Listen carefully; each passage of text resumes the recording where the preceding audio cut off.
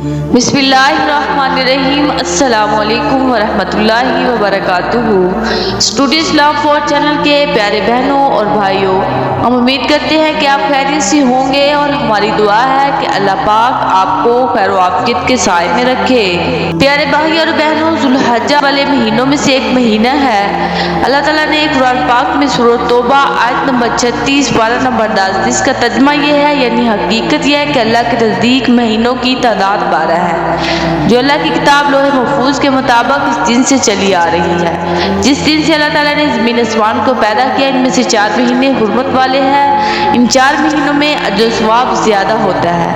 आज की वीडियो में मैं ऐसा वजीफ़ा बताने लगी हूँ, अगर आप इस वजीफ़े को जुल्हज्जा के महीने में करेंगे तो आपको माली, रूहानी, जिस्मानी तरक्की अल्लाह ताला अता कर देगा। फिक्र फाके में जो शख्स गिरफ्तार है या वहाबू का कसरत से विर्द करे और 4 की नमाज के आखिरी सजदे में 40 मरतबा पढ़े तो इंशाअल्लाह अल्लाह ताला फिक्र फाके से निजात अता फरमाएगा।